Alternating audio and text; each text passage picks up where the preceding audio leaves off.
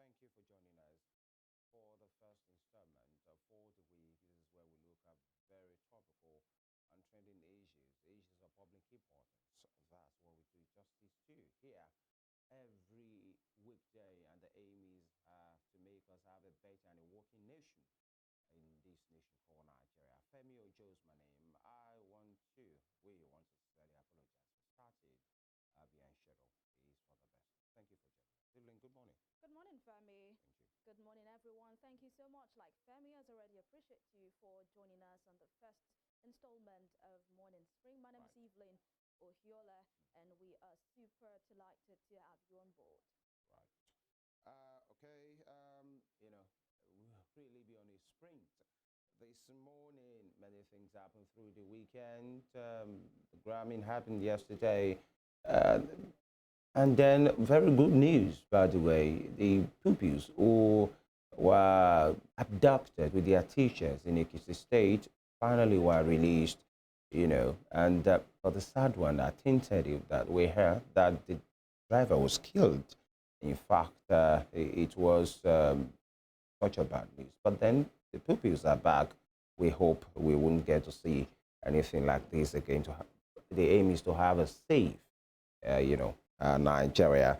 But then quickly we go to the headlines right now, and very many juicy stories. And this is where we start today from the front page of the Vanguard. The Vanguard newspaper is our first point of stop.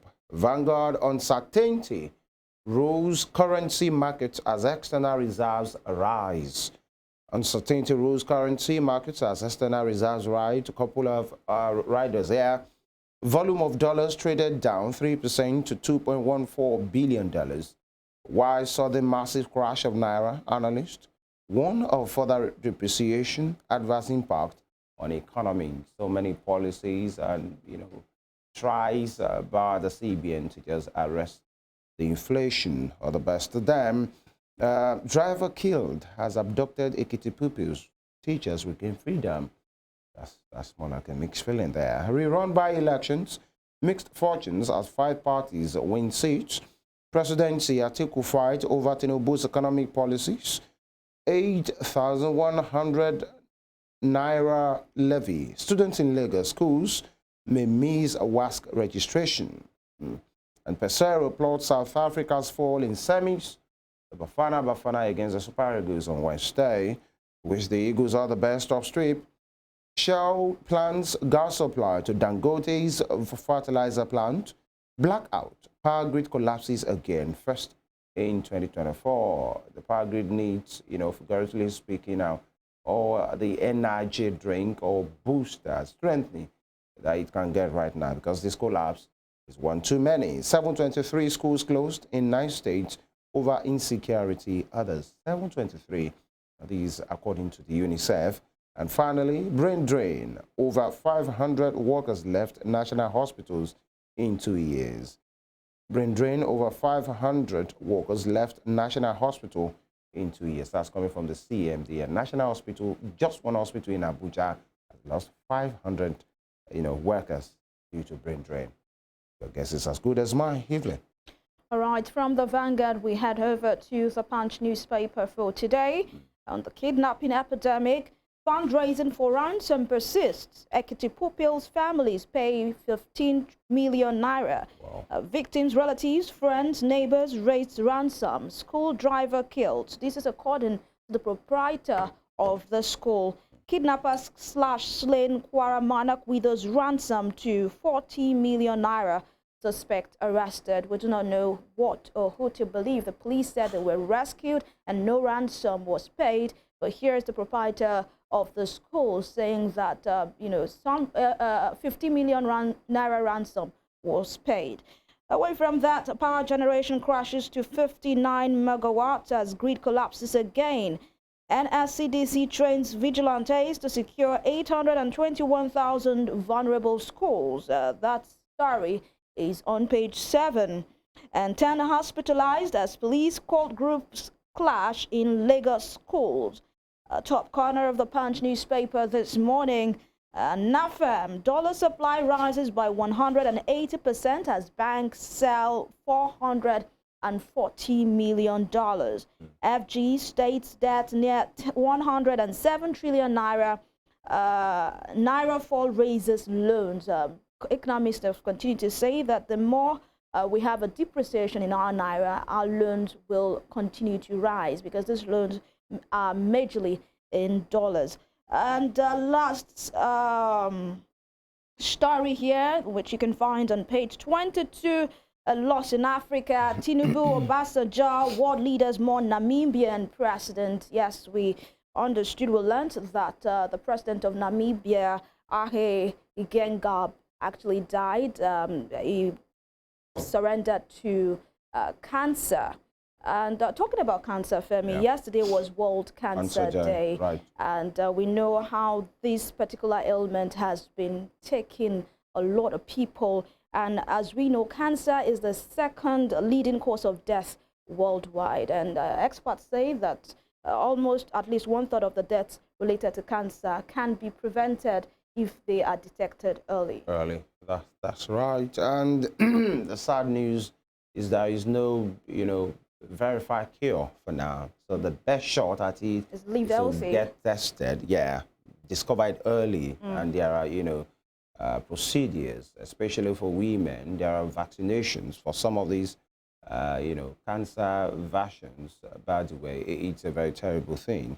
So everybody should just once in a while take a routine test, and it's not gender biased. If I want to use that, it can affect anybody at any part of the body and at any age. Any age, I'm so passionate about children who are suffering from cancer. You see these kids and you wonder, what did they ever do to get here? That, and unfortunately, in some situations, it doesn't even have a cause. It's not, but let's get tested in every way possible. Now, to the Guardian, quickly, duty increase. Guardian newspaper, duty increase. Sport FX rate adoption, throw market into panic. Duty increase, sport FX rate adoption, throw market into panic. Yes, the CBN said that, raised the import duty, duty for, and many persons in that sector have been complaining. In fact, I know a person who has been ranting, because it makes business bad for them. Duty exchange rate since Tinubu's inauguration, price change since May 29, the picture and the description is there. Just pick up a copy of this paper. The deadly Ibadan explosion, matters arising, a kidnapping epidemic, a failure of intelligence action at federal capital. 3 weeks after, new heads of culture agencies yet to take over. Your policies promoting despair, Atiku tells Tinubu, abducted Ekiti State school children. Teachers with growing freedom, driver killed. Unfortunately, World Cancer Day, high cost of care worsens epidemic. 78,899 death toll yearly. 500 workers left National Hospital in 2 years, CMD laments. And BOI IFC leverage summit to chart Nigeria's industrial growth. That's all from the front page of The Guardian. Let's move swiftly to the Daily Independent newspaper, run through the front page. No FDIs months after subsidy removal, FX liberalization. With the rider, Nigerians' weak purchasing power can't attract FDIs. This is coming from analysts. Away from that, Oyebanji lauds Tinubu security agencies over release of abducted school children. Visit rescued Ekiti pupils, teachers in hospital. That's on page 29. And insecurity, hunters in Southwest seek arms for members, OPC. And minister raises committee to resolve gas supply challenges to Gencos. Still on Daily Independent newspapers this morning, former Yobe governor's death, huge loss, Tinubu Buni say. And aviation stakeholders insist new ground handling rates justified. Called for extensive negotiations with airlines, waivers from FG. And in red, bottom strip, Nigeria experiences first grid collapse in 2024. Syrup asks Tinubu to probe missing $3.4 billion IMF loan or face legal action. Someone will say Syrup is at it again. Edo PDP Guba primary, Shaibu on Naiwu, 7 others petition, alleged process won't be fair. Decry multiple lists of electoral officers. We've always said that someone would say show diff for Edo, and we are really looking forward to the show as these aspirants battle or jostle for the ticket, especially in the People's Democratic Party, which is the ruling party in the state. They are already calling for a fair primary, saying that they know that the process will not be fair to them. Let's see, in the coming days, we'll know. All right, lastly on the Nation newspaper, Presidency knocks Atiku over criticism of government's economic policies. 0 megawatt discos cripples homes and businesses. Ministry firms disagree on cause of failure. Minister in frantic meetings. That's one minister that people are expecting so much from, just like any other minister. But issues of power, it has to do with everybody. So, Minister Delabo, let's see what you're doing. APC retains 59 Senate seats with wins in Ebonyi South, Yobe North. YPP floors Soludo Zapga in Anambra. IG Son victory excites Adeye Datiwa. And how kidnappers exploit financial systems loopholes. Banks fail to observe due diligence and compliance. How Ekiti Obas were killed by attack survivor Alara. Okay, rather, I've told Ayedatiwa I'm gunning for APC ticket. Okay, rather, yeah, that's about the gubernatorial election that will come up later in the year in Ondo State. And NCAA goes tough on flight delays. Ex-governor Abba Ibrahim dies at 73. That's all this morning on the headline segment, and many stories. We talked about the Grammy earlier. It wasn't really a good night for the Nigerian contingent, by the way. Many nominations, especially for David Adeleke, Davido, and he lost a very huge category to Tyler of South Africa. But then, better days ahead. That's life happens. So we'll go on this quick break, and when we come back, we speak, to a very, very critical stakeholder in one of the states in the southwestern part of the country about security, about governance. It's going to be an interesting one. Please don't go anywhere. We'll be back.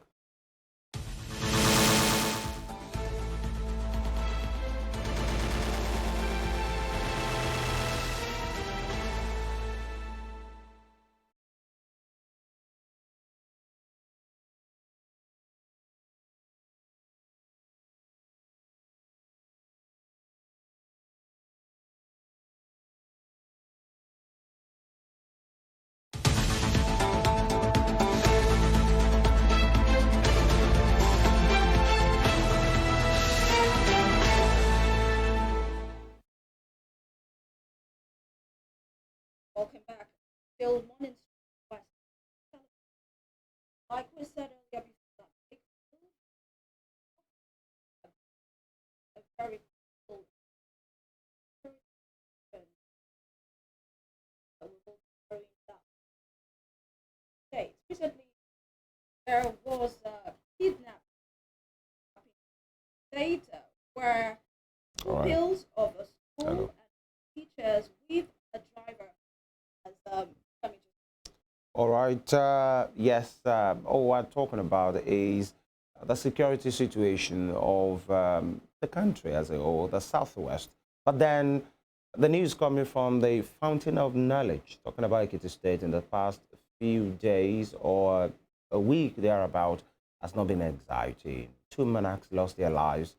And after they were attacked, by the way, another monarch escaped by the whiskers, and then school pupils were attacked, abducted with their teachers as well. Over the weekend, we learned they were released, and the driver killed. In fact, there is a report that says the driver was shot dead and the body burned. Now, we can't independently verify that. But so, these are the issues that we are dealing with. And to give us a sense of what is really happening, is a son of the soil, of course, a senator from Ekiti State, former senator rather. We're talking about Senator Babafemi Judu, who represented the good people of Ekiti Central at the National Assembly at some point. Good morning, Senator. Good to have you, Jonas. Good morning. Thank you very much. Now, it appears your darling state, the fountain of knowledge, known for education, known for industry, you know, is besieged right now, like under siege. Monarchs attacked, you know, pupils of schools abducted, although they have been released, but not without fatality. And now the attack on the monarch is more like a sacrilege. And now people are wondering, Ekiti, what is wrong? Senator, how did we get here? Well, good morning once again, and I'm happy to be on your show. Thank you. We thank God for His mercies, particularly for the freedom that He has granted those school kids, and we commiserate with the family of the driver who was killed, and also for the kings who are also killed. It's so unfortunate that this is happening, and it's a matter that is of concern to all of us. People are on edge, people are fearing for their lives, and that's not just about Ekiti. I picked up a piece of news yesterday that 47 wedding guests in Katsina were kidnapped, some of them were killed. They've still not been found, and everywhere the story you hear from the south to the middle belt, to the northwest, northeast, north central, everywhere. The story you have is that of kidnap and robbery and brigandage, banditry, and all of that.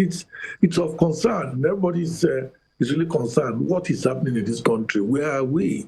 Where are we going? What is the government of the day doing about all of these problems? You know, is it beyond what they can solve?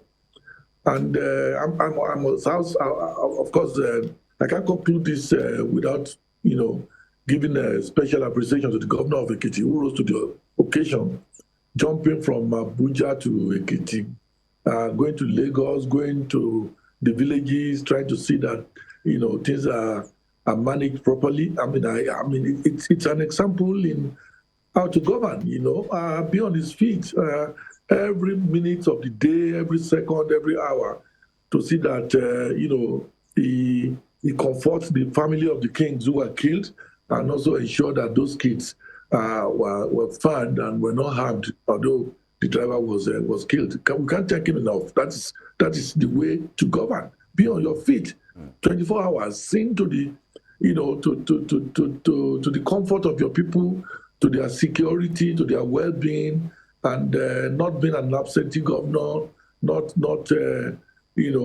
quitting your duty and saying that what concerns me, for as long as I'm okay, every other person could suffer. But this guy really took up the challenge, and for me, it was a good trial for him and for people to see that he's really capable. Yeah, thank you. All right, your darling Uleye, land of honor and integrity.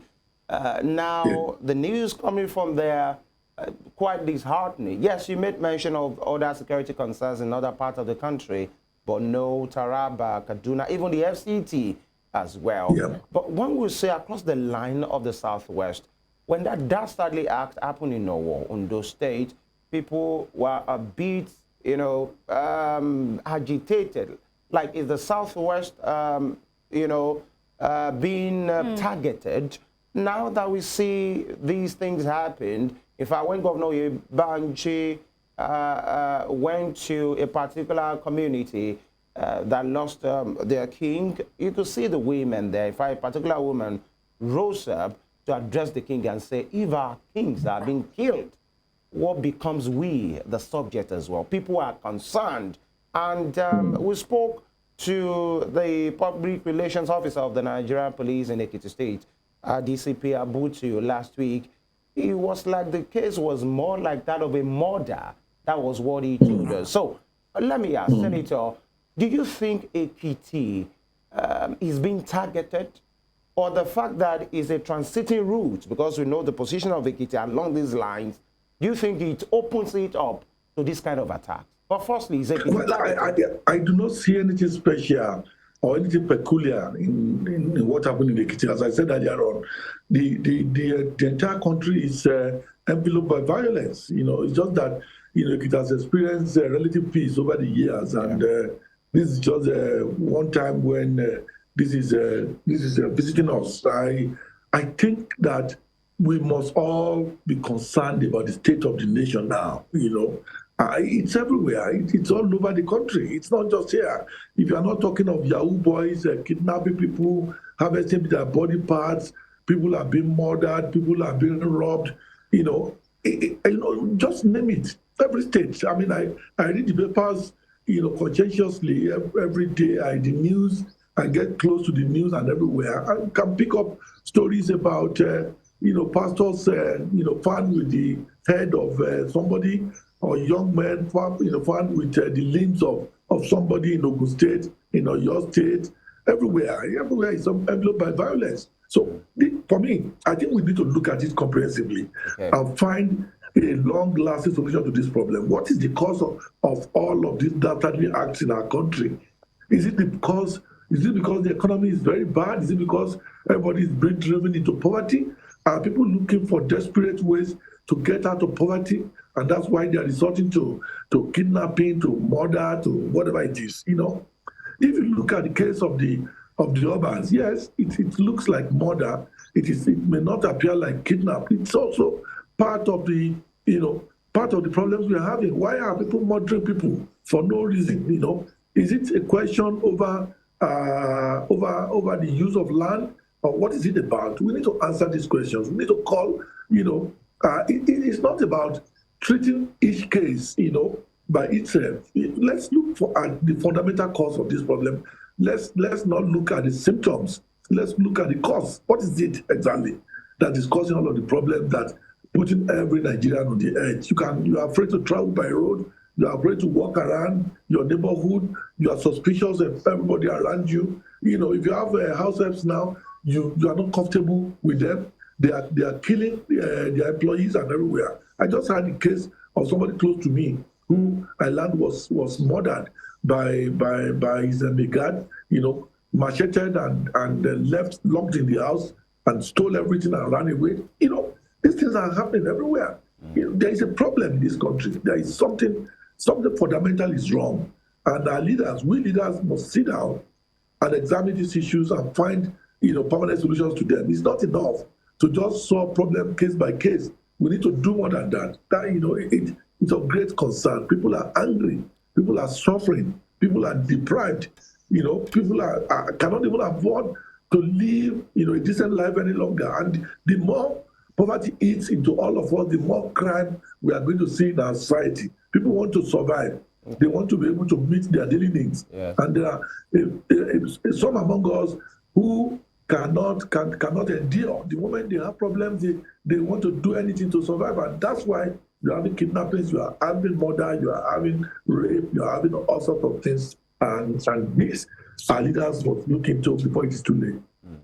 All right, Senator, it's often said that for you to successfully prefer a solution to a problem, you must understand the problem. You must understand the causes, the root causes of this problem. And you have also mentioned that it seems we do not really understand what are the causes of this growing insecurity all over Nigeria, because you said that it's not only in Ekiti State. It's just that Ekiti has experienced peace for a while, and this particular security situation made it blow up, and people are focused right now on Ekiti State. So would you say that our leaders understand the cause roots of these problems, or they are just looking at the symptoms like you have mentioned earlier? And how do you think they can you know, survey and understand the cause roots, the causes of this problem, so that they can prefer successfully solutions to them, to the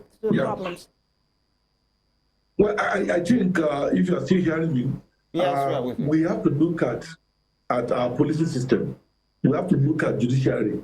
Quite often, a crime is committed. You hear that those who committed those crimes have been arrested, and you never get to know what happened to them. What happened to them? Were they tried? Were they jailed? Were they made to pay for those crimes? You never get to know. If a criminal knows that he can go away with his crime, then he will commit more crime. And those who have not committed will also advance to committing crimes. You see, let's look at our policing system. It's very important. Quite often policemen themselves are becoming criminals. Judges are getting more and more corrupt. They are ready to be paid to refuse to give justice to those who have committed crime. We must do an overhaul in our system. It has never been like this. There have been cases in the past when very important people, when people have been taken to court in this country and are paid for their crime. But these days, criminals are going away with their crime because, the people who are in charge of our police are involved. Our judges are ready to be paid to free criminals at any time using all manners of technicalities. And we need to also look at the economy. Nigerians are dying. They are getting crushed under this economic situation in the country now. People are lamenting. I keep getting messages from people saying, please, I've not eaten. My children have not eaten. Send me 1,000 naira. Send me 2,000 naira. You see elders calling you, crying on phone, asking to be helped so that they can feed. Some are sick. I've received a message this morning. I'm diabetic. I can no longer buy my drugs. I have all this ailment and that ailment. I cannot afford to buy my drugs. And those of us who are perceived to have means also have limited means. We cannot take care of all these things. So let our leaders look at the condition of our people, look at the economy, and see how they can bring us out of these doldrums. The clock is ticking, and we do not have time. I pray that there is no blowout in this country. If there is a blowout, those of us who are perceived to be doing well, those of us who are seen as riding good cars or living in good homes, we be the victims. Nobody will discriminate between those who are in government and those who are not in government, or between those who meant well for them and those who doesn't mean well for them. So it is time that we look at these problems and find solutions. As I said, the clock is ticking and time is not on our side. All right. Thank you, Senator. Like you mentioned, it is not the best of times for Nigerians. Recently, the Chief of Staff to Mr. President, when he was responding to journalists, he said for things to get better, sometimes they have to get bad. And he mentioned the fact that the foundations somewhat are not good. So for us to actually get things on track, for us to get things better, it has to get bad because we have to go back to the root, we have to go back to the foundation, try to correct it. And over time, we've heard Mr. President say that we have to tighten our belt at this time because this is the time we need to make sacrifices. What will you say to that? Yeah, well, I think I do not agree with the logic of the chief of staff, as you quoted him to have said. You don't kill a patient before you treat him. If a patient is dead, what extent, what importance is your medication or your treatment of him? The patient is dead, and you are saying that you want to treat him. Must it take the death of every Nigerian before we then find solutions to their ailments? I don't, particularly in the face of affluence, when we are all the leaders are displaying affluence everywhere. We are hearing of 50-something billion budget for this, for that, for innovation, for building things that only affect the life of a few people. Or when people are hearing that 34 billion naira is being transferred to private accounts, or that somebody, is transferring, have 1 billion naira from government account to our own personal account. No, these things does not sound well to the people, or give an idea of sacrifice if you are calling on people to sacrifice, you yourself must be seen to have made some sacrifice. That is it. We were here when the young man in Burkina Faso was president. I'm trying to remember his name now. And, you know, he discarded all the luxuries around him. He opted for a Renault car, you know, to drive around town. He was driving himself and everything. And the Burkinabes loved him for doing so. And they wanted to make sacrifices. But if you go around exhibiting all manners of obscene wealth and power, and then you are calling on people to sacrifice, they will not take you seriously. They won't. They won't. So rather than, taking yourself out of the problem, living a life of affluence, and then calling on people to sacrifice and until they die, just also show some kind of seriousness, some kind of concern. Show through personal example that you are also sacrificing. Nigerians are very reasonable people. If they see that you are sacrificing, they will follow you. Go take your mind back to the First Republic. You do not. If an Awolowo call on the people of Western region to sacrifice, they will see him as genuine because he had a plan. That all of them can key into. I'm going to train your children in school free of charge. I'm going to provide free medical care. I'm going to, organize your community for you so that farmers can have inputs, they can have security. I'm going to create marketing board for you. And all of that are laid out for people to understand. Let them who are governing now tell us what are the plans, how logical are their plans, how good are those plans, and till when are we going to be seeing the outcome or the benefits of those plans? You don't just go out there, with platitudes and telling people to sacrifice. Sacrifice for what? What are you doing for me? People are providing their electricity, they are providing their water, they are providing their medical care, they are providing virtually everything. You are taxing them even upon that. NEPA do not to provide light. They come at the end of the month, they collect money from you for services not provided. And you are saying people should continue to sacrifice. How? Here I am, a former journalist, a former senator. I've paid twice for prepaid meter 3 times in the last 3 years. It has never been delivered to me. Each time I paid, they will say I should wait. They will come back again and say I should pay another money. I've paid 3 times. If they can do that to me, what would they not do to poor people out there? Nobody is controlling all of these things. Nobody is asking these questions.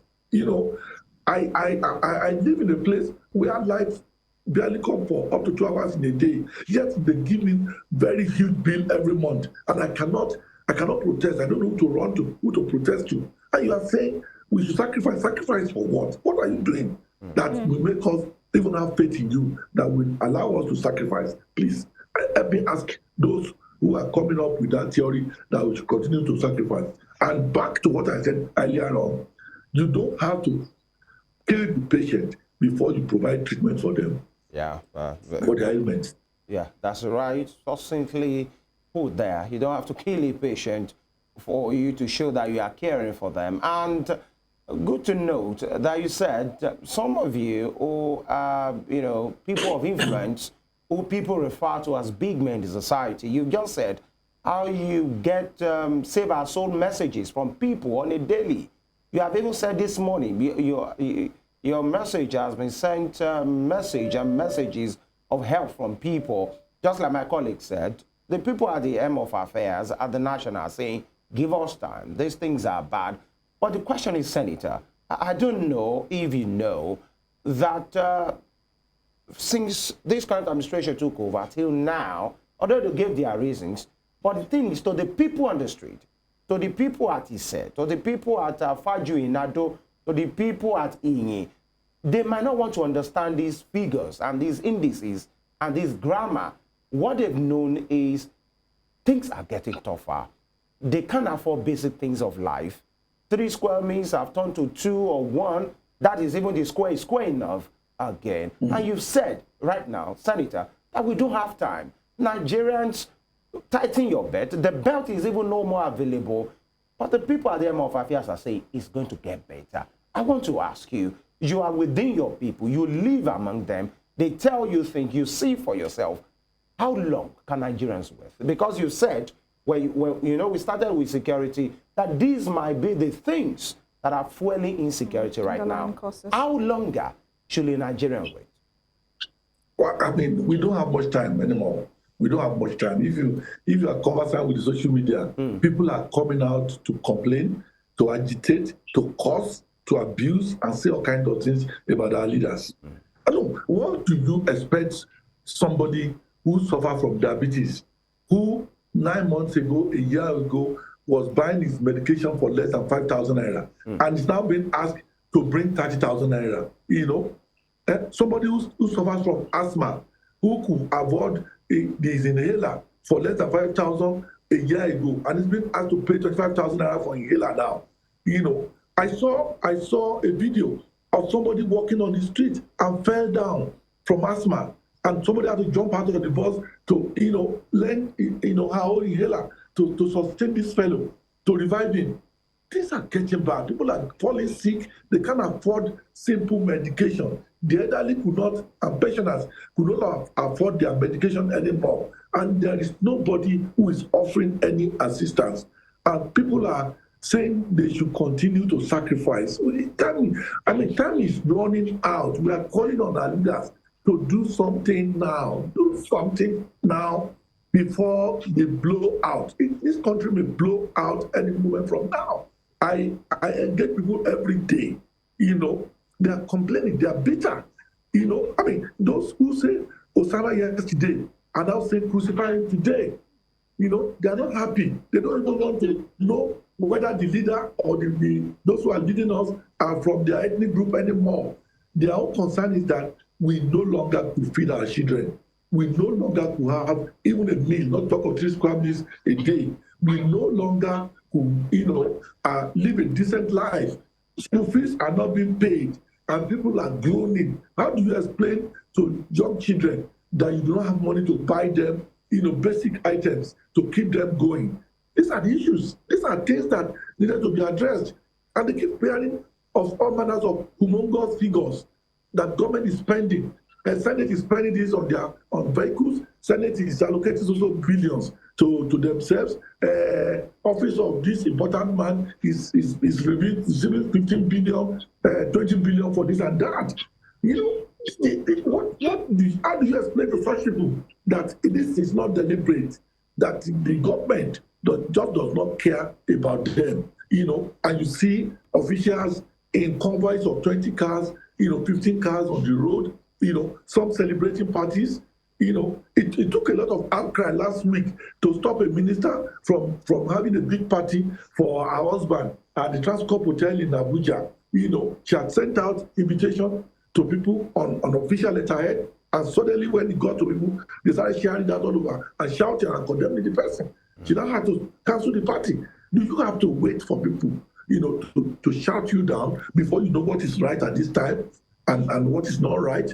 So it is now the concern of everybody, whether you are Yoruba, Hausa, Fulani, Kanuri, Ijaw, or whatever. There is no poverty does not discriminate against anybody. Yeah. When the crush comes, it affects all. It doesn't matter where you come from. Now, it's not just about poor people alone. Even the so-called rich are feeling the heat. They are feeling the heat. A friend of mine called me in Northern, top Northern, and said, Senator, what is the situation down in Southwest? And I said, the poor are groaning. He said, oh, so it's just the poor in the Southwest. He said, here in the North, the poor, there is no difference between the poor and the rich anymore. That a lot of Northern elites are putting out their property to sell so as to feed their families and their children to school. But nobody is buying. That things are getting worse for everybody. So we need to do something. It's very important. Let our leaders come out and address us and tell us, how they are going to solve this problem. It's not enough to wake up and come with all kinds of funny policies on a daily basis that is not pursued of, coming up with policy statements, saying this and saying that, and people are no longer believing in them. We can then also allow ourselves to be dictated to by the IMF and the World Bank, who are not feeling the impact of this crunch, and ask us to take more from the poor, to fit the greed of the rich. Please, I'm passionate about this. I'm crying out. Please, let's find a solution before it is too late. All right, Senator Babafemi Ojudu, it's really passionate cry there. I like the fact that you somewhat quoted the scripture earlier, and when you said those that said Hosanna are still the one that are now saying crucify him, crucify him. That's talking to the cult on social media, still using scriptural references. I want to say, when the foundation is destroyed, what can the righteous do? And some Nigerians believe that you were part of the foundation. I mean, you are a former senator, and also you also were in the administration of the immediate past president, Muhammadu Buhari. And they would ask you, these are what Nigerians are saying, what did you do when you were there? I mean, because those in the office right now are saying, it is what we met that we are working with, and we're trying to correct it. So they will also point accusing fingers to a Baba Femi Ojudu. What happened in the past cannot be an excuse, too much of an excuse for what is happening today. I'm not condemning anybody. Okay. I'm not justifying what somebody in the past did. What I'm saying is that we elites, we politicians, we have failed our people. We have failed our people. And we have to quickly find a solution. We cannot exculpate anybody. From 1999 to date, we have not done the right things. I was an advisor in government. I saw government in and out, and many of us, even within, were full of complaints, were full of agitation. But you see, you cannot say somebody who governed, anybody who has governed between 1999 today has done the right things. I'm telling you that. On my words of honor, we have not committed ourselves truly to our people. I give you an example earlier on of just the 4 years of governance by Shivaba Femi, with his lieutenants. There must be a crop of Nigerians who are committed to this country. It must be a movement so that we can once and for all solve the problem of our people. It doesn't be that people who just want to serve themselves, want to acquire more houses, many cars, have homes in choice areas in Europe and America, in Ghana, in the Banana Island, in GRA of Ikeja and all of that. We all must be dedicated to the cause of our people. That's what I'm advocating. I'm not saying one government is better than the other. I'm not even condemning those who are here now. I'm pleading passionately with them to realize that there is a serious problem in this country. Let's all come together. Let's sacrifice. The sacrifice now should not be the poor. Those who are supposed to sacrifice should no longer be the poor Nigerians. It should be those of us who are elites. And it has to be done fast. I mean, I'm a farmer now. Since I left government, I've been going to the farm. Even it is difficult now to do the farming because there is insecurity. And if we do not have adequate security to enable people to go and farm, there will be shortage of food. Whatever is available will be too expensive to be avoided by the people. So let us solve the problem. Let us forget about the blame game. Yes, people in the past may not have done well. Those who are there now, they came with the agenda to do better than the past. So what are they doing? What will they do? That is what the people want to know now, not about condemning those who are there in the past. Let's mobilize everybody. Let's mobilize all the brains and the bronze in this country towards solving the problem of Nigerians. If we fail to do so, it's unimaginable what will happen in this country. It's unimaginable. May God help us. May God, allow our leaders to reason well and act fast. If we do not, it will push the people to the wall. The outcome may not serve this country very well. And unfortunately, there is no organized opposition now. If there is a blowout, who do you talk to? How do you manage it? So it could engender a situation whereby we will have warlords everywhere, and there will be disaster, and violence every place. And all of us, whether poor, rich, or woman, Ijo or Yoruba or Asafulani, will be endangered. That's my cry. All right. Yes, I'd like to speak to you. We won't have you on this program without speaking to what is happening in the Southwest, the Dawn Commission, what they are doing, and security in Southwest as well. And of course, your first love, which is journalism. But before we leave national matters, you have spoken on it, that this is not about blame game. You guys have said you can do better than previous administration and the administration in which you are taking over. So all the best. But I'd like to ask you, Do you feel sometimes personally attacked because you served in the last administration, and this same administration, the last one under President Muhammadu Buhari, is appearing or has appeared to be thrown under the bus by the guys that are there right now? They didn't do it well. They did a bad job. The economy was left in ruins, and you served under the administration. When you hear handlers of this particular administration, the government, speak in this manner, like they are throwing the former administration under the bus, do you feel concerned? Do you feel attacked? Well, I think for me, the best way to condemn the government that came in the past is to do better than that government. That's the best way. If you say your father was useless, was lazy, and never provided for the family, the best way to deal with that is to do better than your father, you know, and come out a serious person, successful person who take care of the family. Right. How long? Okay.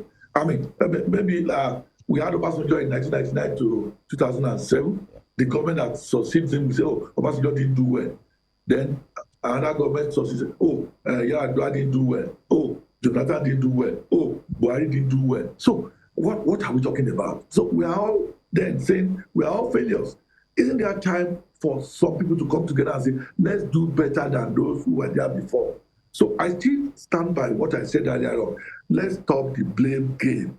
Let's stop. If the government in the past has done very well, you know, you will not come to be solving the same problem.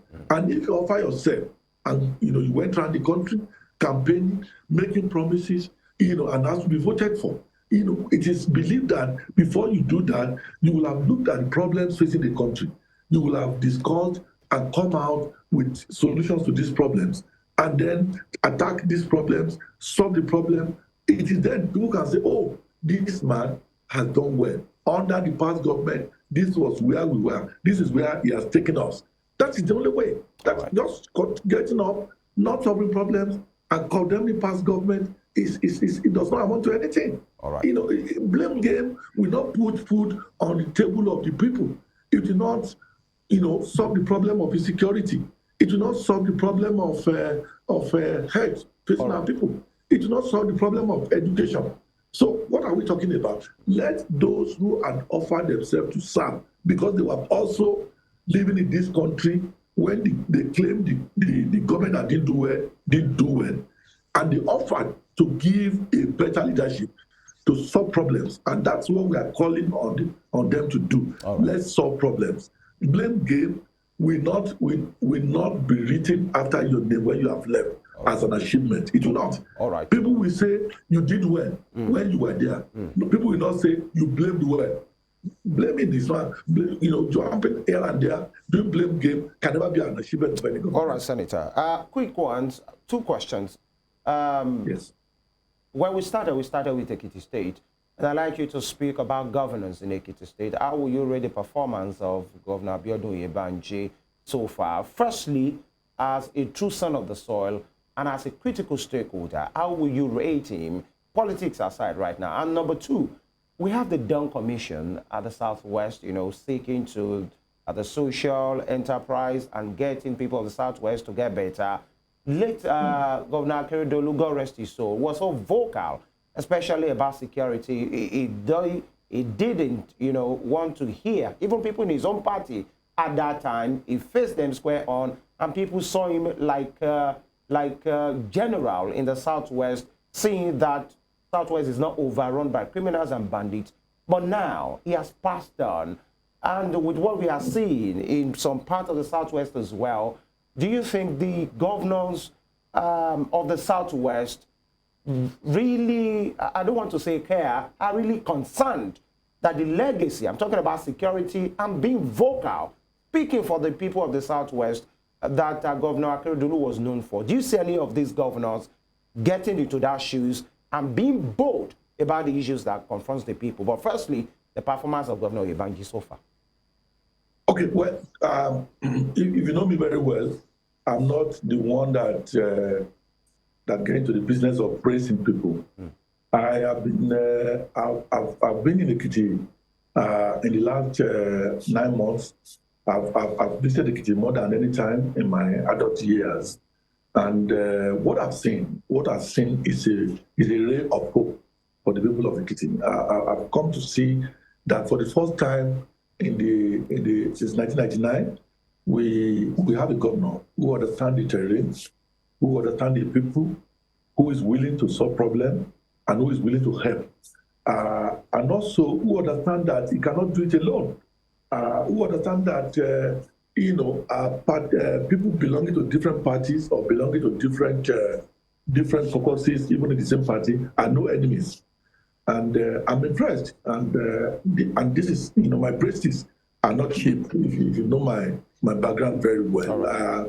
The man who is here is doing quite a lot. He's doing quite a lot to reshape the state, to refocus, the politics of the state and the administration of this state. If you go on the street of the state and ask questions now, they will tell you that so far this has been the best. And he seems to have studied all of the governors who have governed here since 1999. He seems to have understood their pitfalls.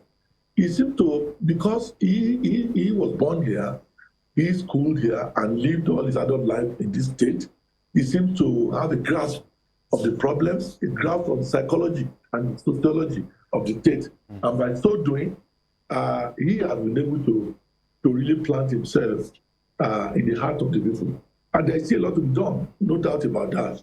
But I think that, he's gradually touching the lives of the people. I pray that he remains the way he is now, and that nobody derails him, no group or individuals derails him. If he does this for the next, for the remaining of the 4 years, and we continue to bless him with resources to do so, he may end up being the best governor that has governed the state. I'm particularly happy, somehow, for the first time since 1999, that we have a governor who has the capacity to empathize with the people and to respect the people. Yes. All right. And about the Southwest? Yeah, you were going to say something. Yeah. Yes, what is going on in the Southwest, having a leader that speaks for the people, just like the late Akeredolu used to do.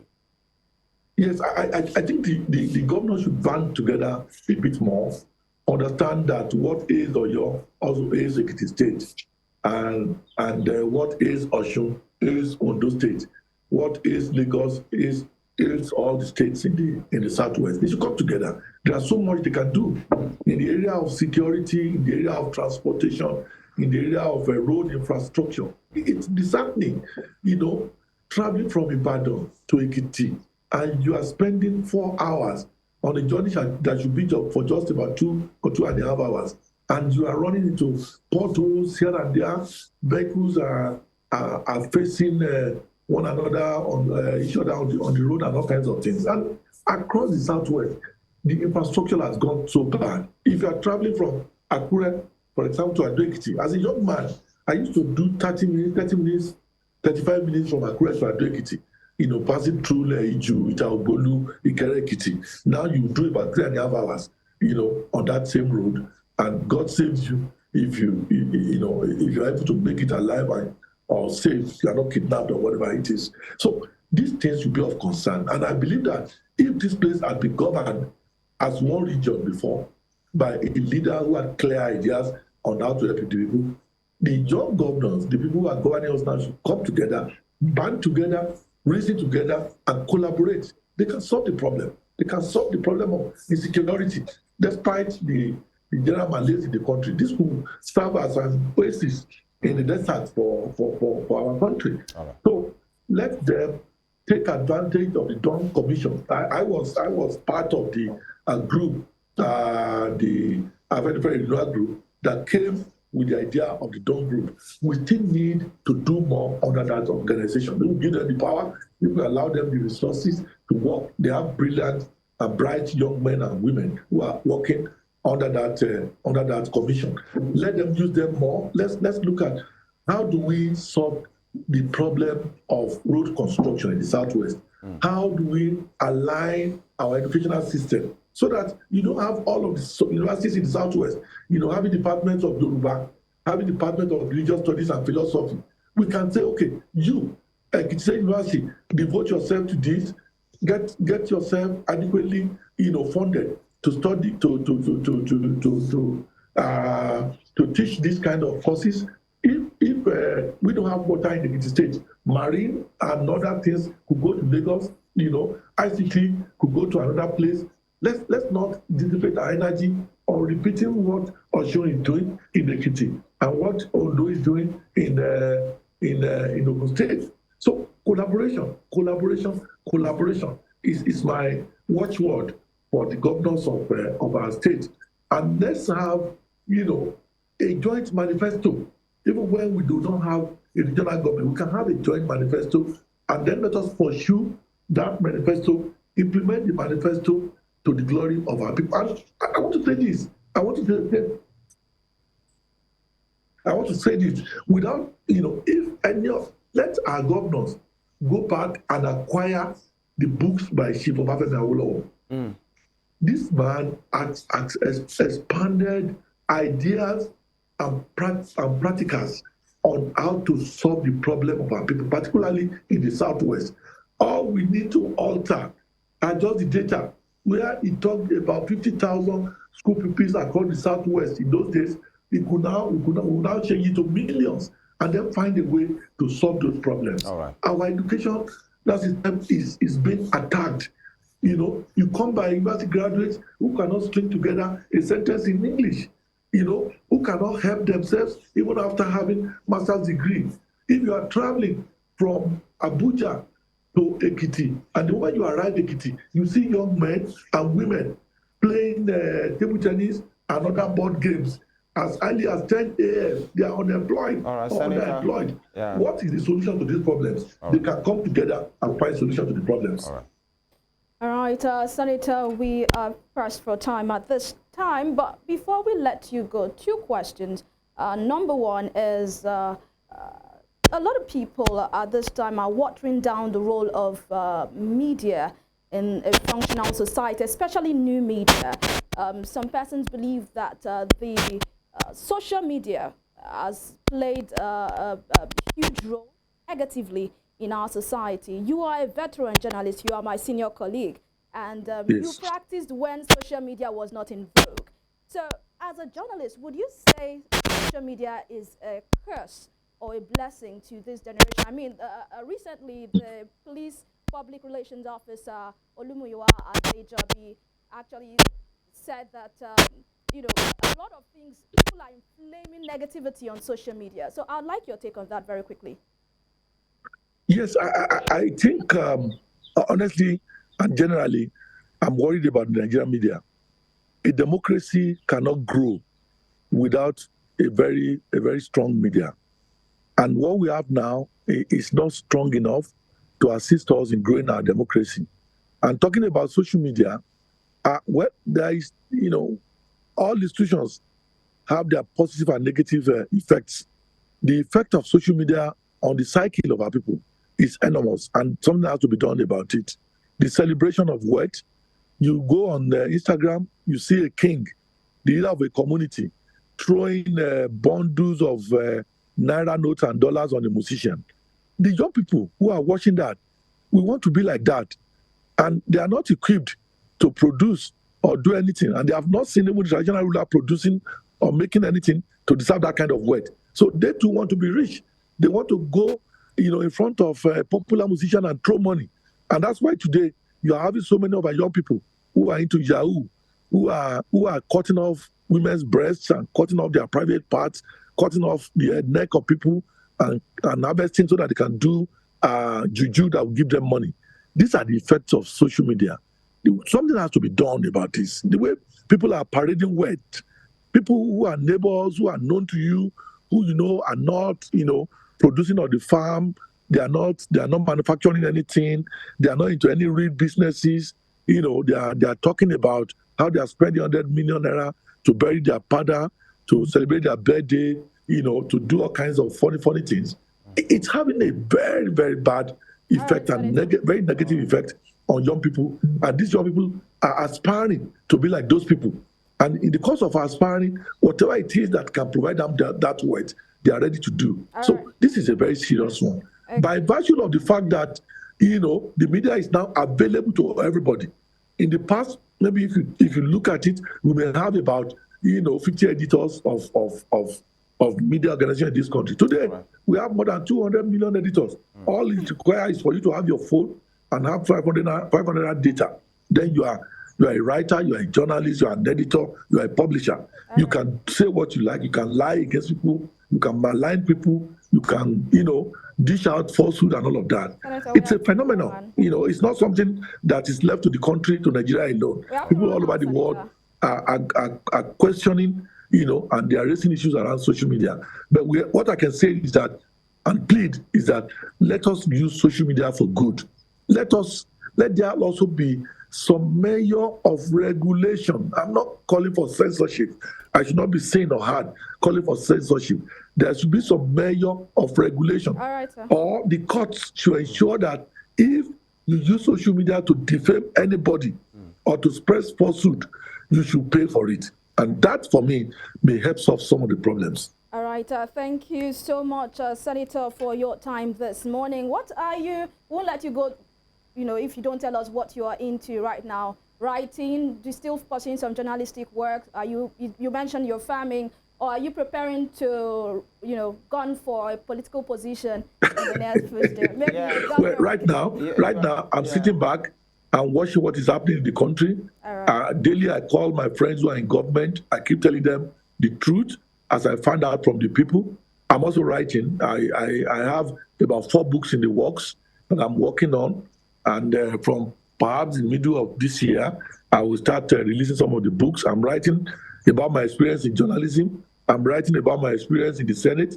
I'm writing about my experience in the presidency. I'm even writing a social diary that take account of what I'm seeing and observing around me, of drivers taking advantage of those they are driving, of house girls, house boys, you know, taking advantage of, you know, the decadence in society and all of that. I'm trying to document these things. I'm also doing another book documenting my childhood. So, but my main preoccupation right now that earns me a living is farming and food processing. I'm processing food for export and for sale in the local supermarkets. So that for me, it's been very engaging, and I love it. I'm happy about it. I'm just not happy. I could do more on the farm, both in Ekiti and in Nasarawa, where I have farms, if the security will be right. Yeah. All right, Senator. Our producers are saying we might have to send you an invoice for this advert that you have just done. You know, but I want to sincerely thank you. I would like to have you one of these days to on a broader topic and to look into the vast experience that you have as it concerns governance and leadership in Nigeria. Thank you very much. All right. Thank you very much. It's my pleasure being with you. FEMI Ojudu, former Senator, Ekiti Central Constituency, former Special Advisor to former President Muhammadu Buhari, and of course, a senior colleague. Thank you so much for your time this morning. All right, such a robust conversation there, Femi. And it's your namesake. Yeah, you say. Amazing. Okay. We are pressed for time. Thank you very much for being part of the program today. It's been a very nice one. Tomorrow will be better, I will promise you. And whatever you do today, be positive. Things are happening. It's not the best of time, you know, for most persons, but then have a positive approach to life. Better desired. Femi Ojudu is my name. Have a lovely day.